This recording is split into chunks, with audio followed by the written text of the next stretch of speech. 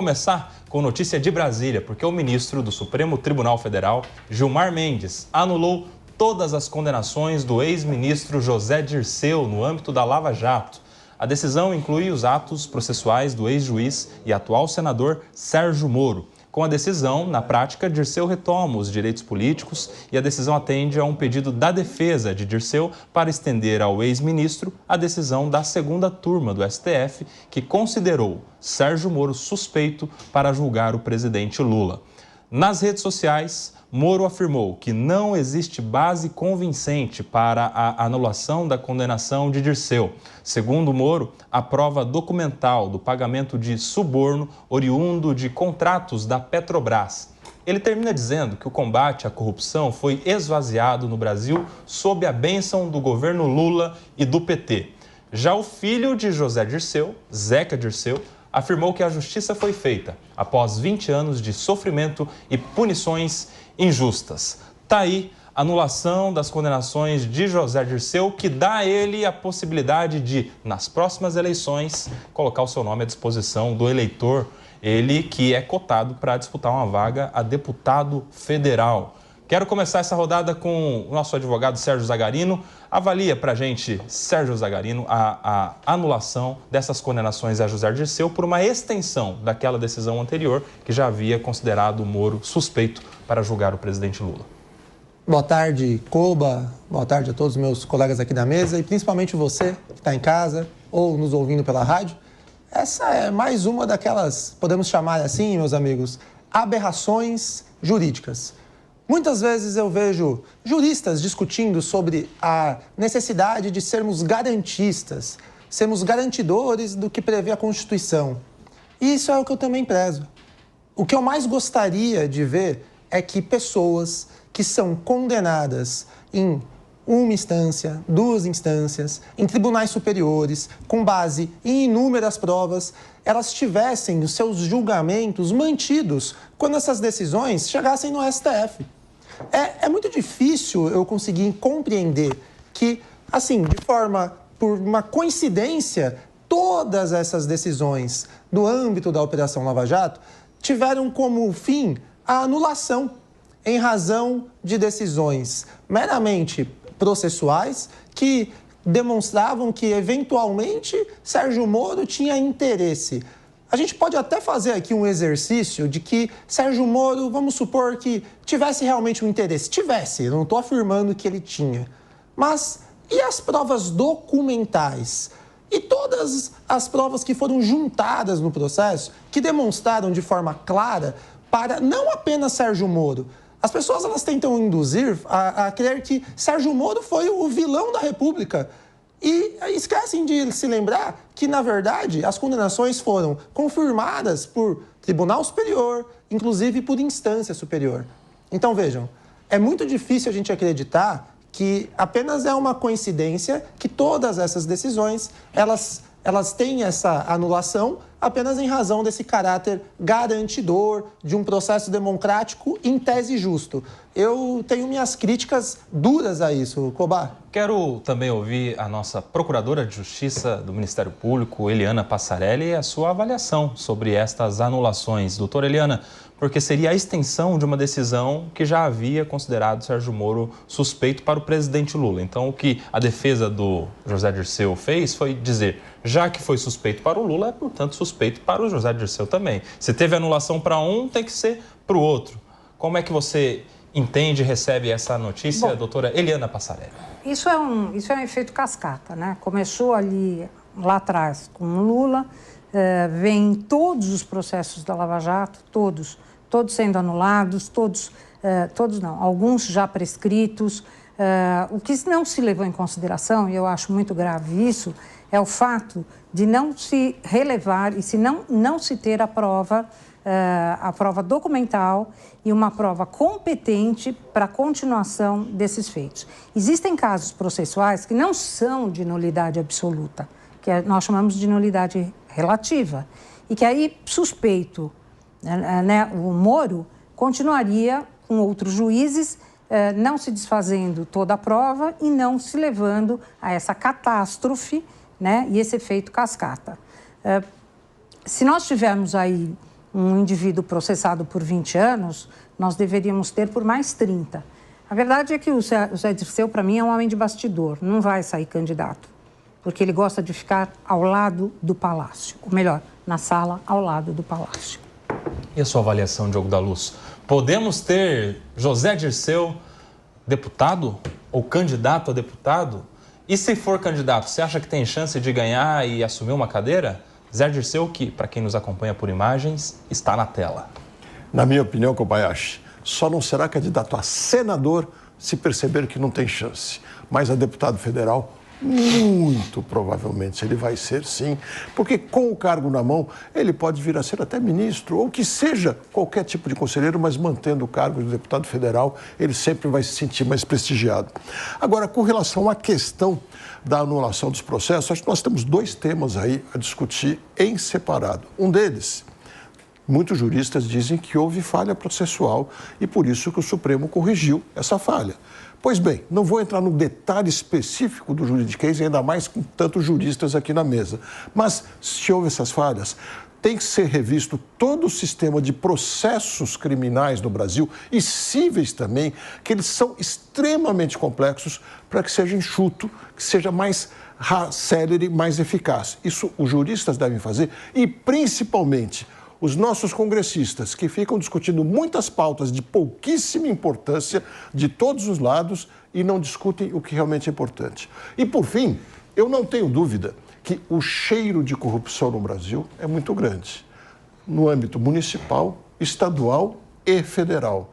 E tem que haver um acompanhamento mais de perto disso. É preciso que haja investigações. O fato de ter havido erros no passado não significa que a gente tenha acabado com a corrupção, que ela não exista mais. Claro que ela existe. A gente percebe, está no ar, é visível, é sensível. Então, precisamos ter investigações mais céleres, mais eficazes e objetivas para combater a corrupção. João Belucci, o Zé Dirceu era uma das pessoas, se não é uma pessoa das mais próximas do presidente Lula, de maior confiança. Ele foi o seu principal ministro nos governos, no primeiro governo do presidente Lula, ministro-chefe da Casa Civil. Era ele o grande articulador de bastidor, como dizia também a Eliana. Agora, com essa anulação das suas condenações, você acha que pode, em algum momento, o Zé Dirceu ser convidado pelo presidente para ser ali titular de algum cargo importante no governo? Ou o presidente Lula não faria isso? Boa tarde, Kobayashi, todos os colegas e amigos, toda a audiência. Eu acredito que, nesse primeiro momento, o Lula não fará esse movimento, mas talvez em algum cargo internacional, né, Tribunal do Mercosul, esse Banco dos BRICS, né, esse monte de cargo que é usado para colocar a companheirada. Agora, veja, como foi bem colocado aqui na mesa, a Lava Jato teve seus equívocos processuais, que, na minha visão, jamais seria o suficiente para anular toda a operação. E se houvesse, como a doutora colocou, seria uma nulidade relativa, não total. Agora, o sistema, o establishment se recuperou, deu a volta por cima e ainda terá que ser indenizado, né? Todos serão indenizados, provavelmente. Como a Lava Jato ruiu, todos os reflexos dela vão ruir ao mesmo tempo. Pezão, Cabral, todos vão ser absolvidos da Operação Lava Jato. Aquele capítulo da história do Brasil, infelizmente, ficou para trás, foi um sopro de esperança que se acabou.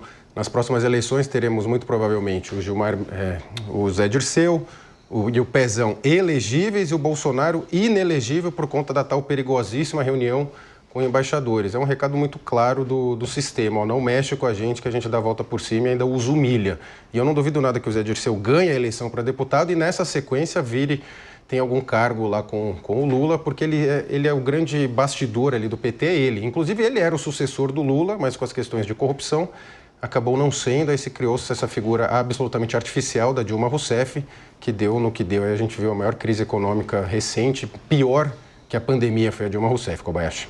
E os outros dois personagens dessa notícia, hein? Eu quero a avaliação de vocês também. Se der para colocar na tela aí o tweet, o meu querido Dadá, Sérgio Zagarino. O Sérgio Moro, seu xará, Sérgio, ele veio às redes dizer que olha aí o que está acontecendo, eles estão acabando com o legado da Lava Jato, de que não faria sentido nenhum essa anulação, enfim, o combate à corrupção foi esvaziado no Brasil.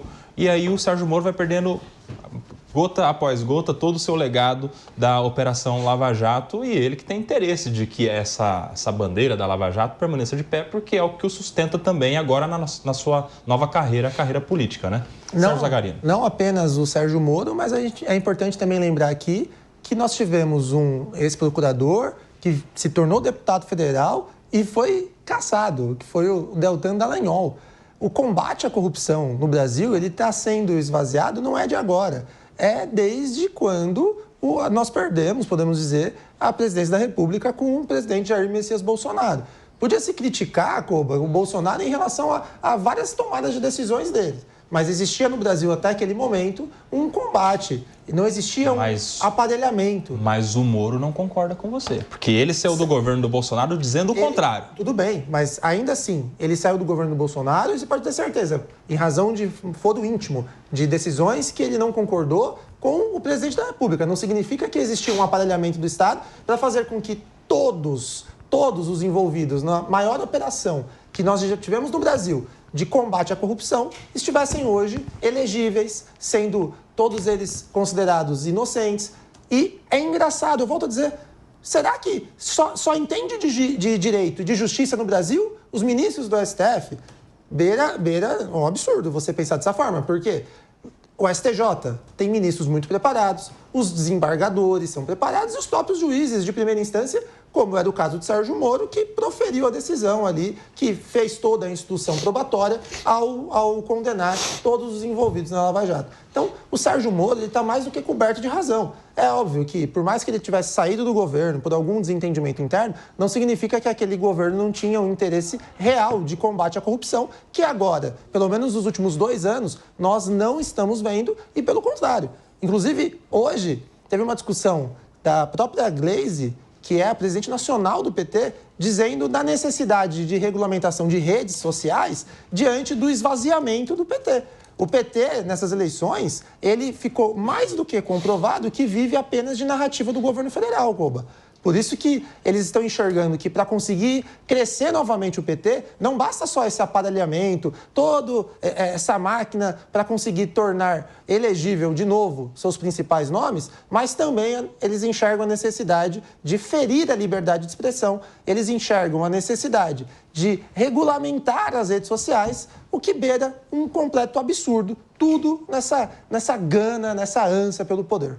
Meu querido Diogo da Luz, a gente tem aqui uma manifestação do Bolsonaro em 2020 que ele diz o seguinte, abre aspas, ele diz que acabou com a Operação Lava Jato porque o governo não tem mais corrupção. Contra ele também, alguns defensores da Lava Jato criticavam o presidente Bolsonaro por ele ter escolhido um PGR à época que era contra as ações daquela cúpula da organização, da Operação Lava Jato no Ministério Público. E aí como é que você entende, avalia também a participação do ex-presidente Bolsonaro no caminho, nesses 4 anos de governo, para o fim da Operação Lava Jato? Acho que essa fala nem um pouco feliz. E olha, claro, tem muita gente, a maioria, inclusive, das pessoas do serviço público e até da política, são honestas. Mas nós sabemos muito bem que tem uma boa parcela que não é. E não há governo onde não haja corrupção. Isso não quer dizer que todos sejam corruptos, mas a corrupção está institucionalizada nos orçamentos públicos. Faz décadas e décadas, se não séculos. E a gente vê que se combate a corrupção, se diz que ela diminuiu, mas os custos nos orçamentos continuam idênticos. Os custos dos serviços públicos não melhoram. Sinal claro de que continua havendo corrupção, sim.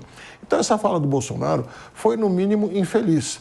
Poderia querer dizer, no meu alto escalão não há corrupção, mas nós temos que investigar todos os escalões. E, muito provavelmente, pelo menos pontualmente, até no alto escalão haveria, porque, como eu disse, dos 5.570 municípios do Brasil, é difícil imaginar, exceto naqueles pequenos, que a população está muito próxima olhando o que acontece, é difícil imaginar que haja algum ente público, municipal, estadual ou federal, que não tenha corrupção, infelizmente. Eliana, como é que você, como representante do Ministério Público, enxerga hoje o combate à corrupção no Brasil? Você acha que a gente tem o que celebrar, tem o que lamentar? Como é que está hoje a situação dos órgãos de investigação, do próprio Ministério Público no combate à corrupção? Olha, eu acho que nós avançamos muito em termos de inteligência para combate à corrupção, sem dúvida alguma. Todos os aparelhos, Ministérios Públicos Federal, Estadual, Polícia Federal, Polícia Civil, estão muito bem aparelhadas para inteligência. O que é difícil nesse país? É realmente chegarmos às instâncias superiores e conseguirmos, né, fazer da prova algo salutar. Isso raramente nós conseguimos. O país é um país que eu acho muitas vezes leniente e, digamos assim, bonzinho em relação aos corruptos, né? Aqui, né? E você, João Belucci?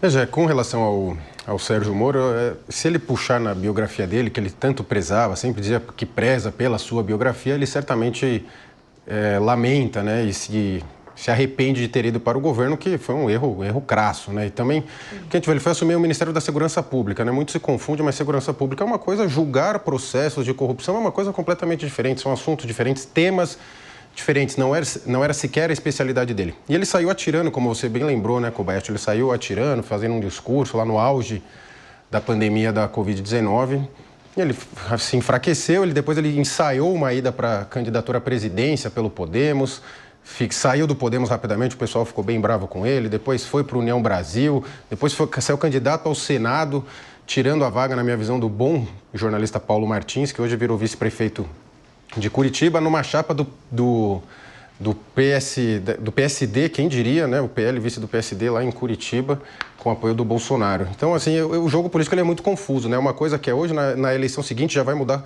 completamente. Agora, acho que ele se arrepende bastante. O Zeca Dirceu defende o pai dele com unhas e dentes, independente da questão lógica ou não. Agora, eu lamento muito, né? A atuação do Sérgio Moro já era muito questionada por vários juristas e legalistas. Esses mesmos juristas e legalistas, grande parte deles, hoje em dia, silenciam sobre o que está acontecendo, sobre o sistema de juristocracia que vivemos, sobre os atropelos da legalidade, da Constituição, eles silenciam e acatam tranquilamente. Para você ver que a crítica deles, na verdade, desse grande grupo de juristas, era para quem estava sendo punido, não era pela violação da lei. Agora, lamento muito o que tenha acontecido, lamento que tenha ruído esse castelo da Lava Jato e pelo cenário que se está desenhado, não acredito em uma nova Lava Jato, em novo combate à corrupção, acho que a coisa vai piorar e muito. A gente caminha aí para passos muito largos para uma bancarrota total do Brasil e para esse descalabro que a corrupção que já está enveredada em todos os caminhos, todas as instâncias, né? Todos os poderes administrativos, judiciários, enfim, não vejo nenhum cenário para uma nova Lava Jato, até porque quem ousou combater a corrupção, o establishment deixou bem claro, você será punido, não quem praticou a corrupção. Mas, ô Belucci, vamos ter um raciocínio aqui. Você discorda do Sérgio Moro ter largado a carreira ali da magistratura? Eu falei que eu acho que ele deve se arrepender na biografia dele. Eu penso o contrário. Eu acho o seguinte, o cara, ele que se colocou à disposição para atuar de forma imparcial, como todo juiz deve agir. E ele veio sofrendo críticas e apanhando na mídia nacional inteira, naquela época, e ele percebeu que no primeiro convite que o presidente da República até então, Jair Messias Bolsonaro, fez para ele assumir um cargo que, de fato, ele poderia exercer políticas públicas para fazer da forma correta, porque, na verdade, o juiz ele está lá para aplicar a lei. E foi o que o Sérgio Moro fez. A forma de combater a corrupção não é só ali ele como juiz aplicando a lei, mas sim no cargo de ministro da Justiça, podendo exercer política pública. Mas o que ele fez como ministro? Ele era desarmamentista, tinha uma esquerdista lá, Ilana, não sei o quê, então... Mas não deu tempo. O caminho correto para a gente resolver os problemas da sociedade não é um juiz. É sim na política. A política é a ferramenta correta. Então o Sérgio Moro, ele tomou a decisão certa e depois ele fez o que sobrou para ele. Ele tinha aquele sonho de querer ser candidato a presidente da República com aquela, supostamente, o apoio popular, não deu certo. Ele ganhou a vaga de senador, vai ser senador nos próximos 6 anos, né? Ele já está há 2, e ele, em tese, tem que garantir que no Senado ele possa construir política pública ou fazer com que, na verdade, nós tenhamos... Acho que ele errou e o Bolsonaro errou. O Bolsonaro também errou ao convidá-lo, porque convidou no calor do momento, não era expertise do Sérgio Moro e ficou muito claro ali quando ele assumiu a pasta. Interessantemente, o Bolsonaro não se elegeu prometendo convidar o Sérgio Moro. Quem fazia essa promessa na campanha era o Álvaro Dias, não sei se vocês se lembram, né? Então, depois de já estar eleito, é que ele foi lá... E o Moro até tem aquela cena famosa do aeroporto que ele dá uma escapada do Bolsonaro, né? O Bolsonaro quer cumprimentá-lo, tirar foto e ele dá uma escapadinha e depois... Uma vergonha. O Sérgio Moro fugindo do Bolsonaro no aeroporto, né? Não quis estar junto. Mas convenhamos, um juiz condena um candidato a presidente que era candidato e ele acaba sendo preso em julho, se não me engano. Em novembro do mesmo ano, ele, ainda juiz, aceita o cargo de ser ministro e dá sinais de que gostaria de ser candidato à presidência. Ele, no mínimo, deixa no ar. Para aquelas pessoas que não são suas fãs, deixa no ar a suspensão, porque sou estranho para qualquer pessoa, ou não.